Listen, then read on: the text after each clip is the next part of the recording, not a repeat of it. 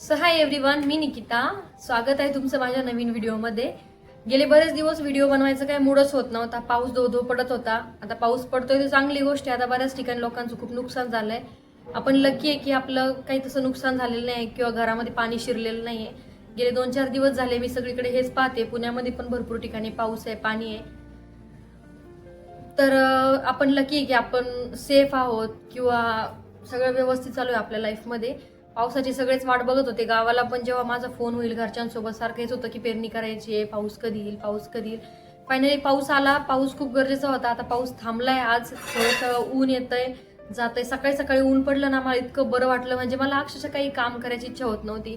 कपडे सुकत नव्हते. मग ते बाहेर टाका, घरात टाका, खिडकीत टाका.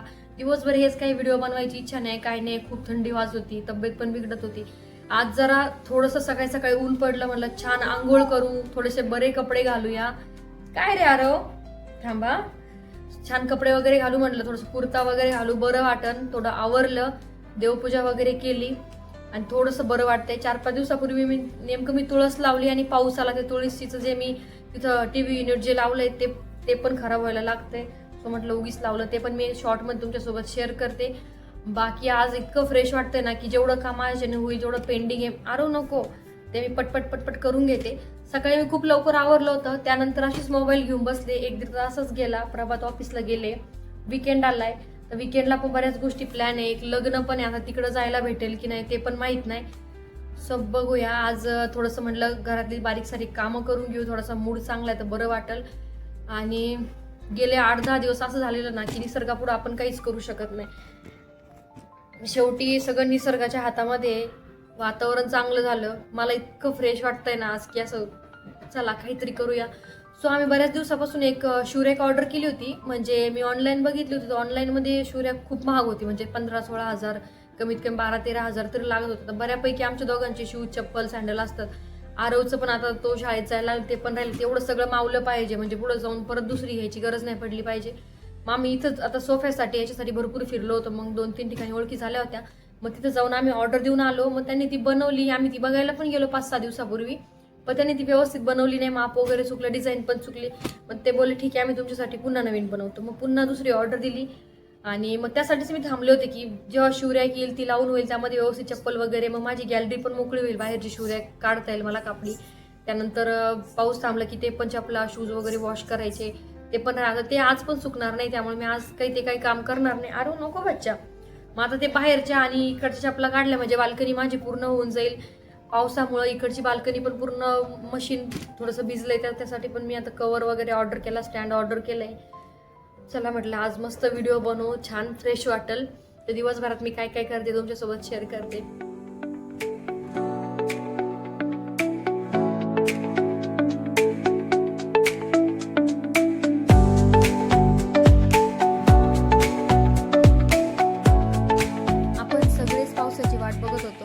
फायनली पाऊस आला. जून महिना उलटून गेला तरी पाऊस सुरू होत नव्हता.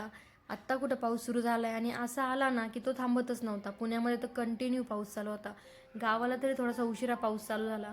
जेव्हा आपण घरी गावाकडे बोलणं वगैरे होईल ते म्हणायचे आमच्याकडे पावसाची गरज, इथं पाऊस होत नाही आणि तुमच्याकडे पाऊस चालू आहे.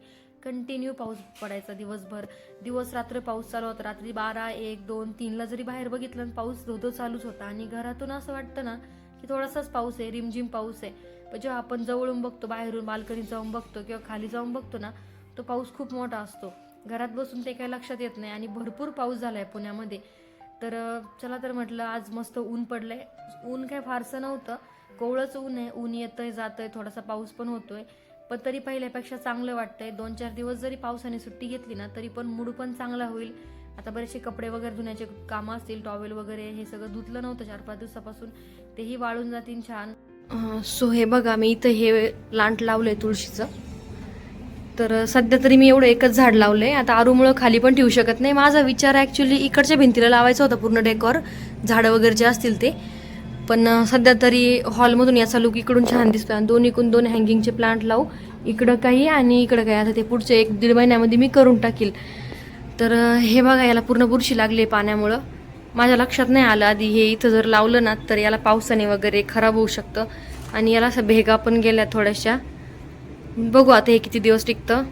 एक किमान वर्षभर तर टिकलं पाहिजे. हे ॲक्च्युली माझं TV युनिट होतं बँगलोरला. हे TV युनिट म्हणून लावलं होतं डिश वगैरे ठेवायला, पण त्याचा तिकडं पण जास्त वापर नाही आला. आरोमुळे आम्ही काढून टाकलं होतं आणि आता इथं प्लांट लावायला पडलेलं होतं तसंच मग मी लावून दिलं. तेव्हा काही विचार नाही केला की पाऊस वगैरे आला तर काय, पण आता हे खराब होतंय सध्या तरी. ठीक आहे, बघू. तसं ते काय फार महागाचं नाही, 200-300 रुपयाचं आहे, पण जेवढे दिवस टिकल तेवढी चांगली गोष्ट आहे. आता हे लावले तर आपण काढू पण शकत नाही. याला पूर्ण आम्ही इथे खिळे वगैरे टाकलेत, पण हे दिसताना खूप छान दिसतं. याच्या दोन्ही साईडनी मी आता आज जर पाऊस नाही आला ना, संध्याकाळी मला बाहेर जायचं थोडंसं, मग मी याला दोन्ही साईडनी 2 काहीतरी प्लांट्स वगैरे आणते किंवा एखादं मनी प्लांट तरी आणते, म्हणजे हे दिसायला खूप छान दिसतंय बघा असं हॉलमधून.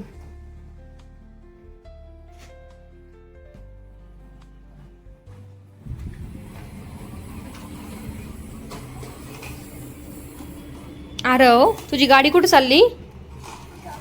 गावाला? ऑफिसला?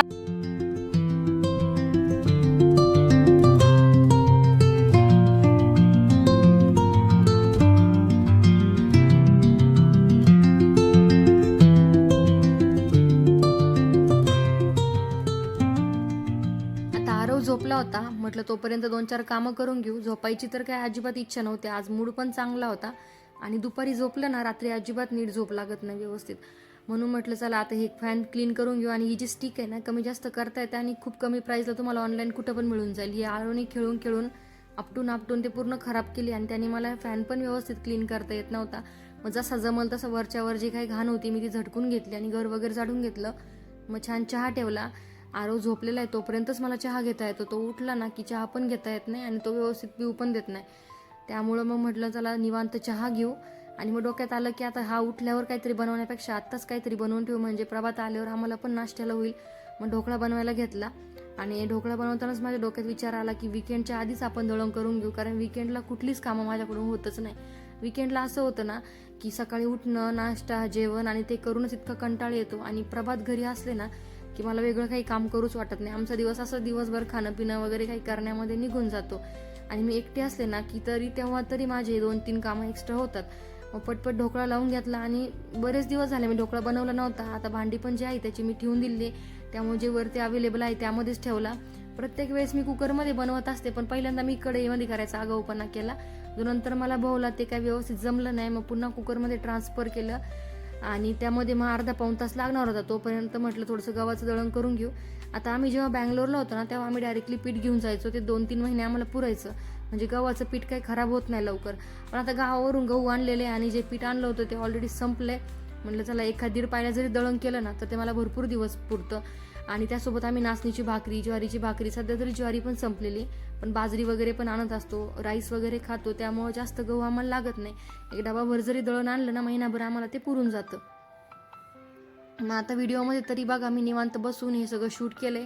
त्यानंतर तर इतक्या घाईमध्ये मी पटपट दळण करून घेतलं ना, तोपर्यंत ढोकळ्याकडे पण जाणं येणं चालू होतं माझं. आरवकडं पण बघणं चालू होतं, कारण तो पण बेडवरती असतो, खाली पडायची वगैरे भीती वाटते. मग 5-6 वेळा त्याच्याकडे पण डोकून यायला लागतं. आणि आवाज पण कमी आवाजामध्ये करायचं ना खूप अवघड काम आहे. कुठलंही काम बाळ झोपलेलं असताना करणं 4 पट अवघड जातं.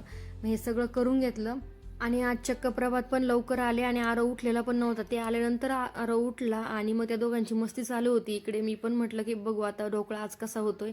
मला पण कळून चुकलं होतं एवढा खास होणार नाही, आणि तसं आम्हा दोघांना पण ढोकळा फारसा आवडत नाही, पण ठीक आहे कधीतरी खायला बरं वाटतं म्हणून मी कधीतरी बनवत असते.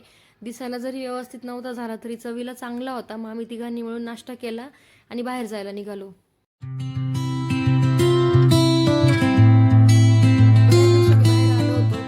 फारसं काम पण नव्हतं, गिरणीमध्ये दळण ठेवलं आणि प्रभात बोलले की माझी पण मीटिंग आहे थोड्या वेळामध्ये, चला मग पटकन तुला काही झाडं वगैरे घ्यायची असेल तर जाऊया घरी.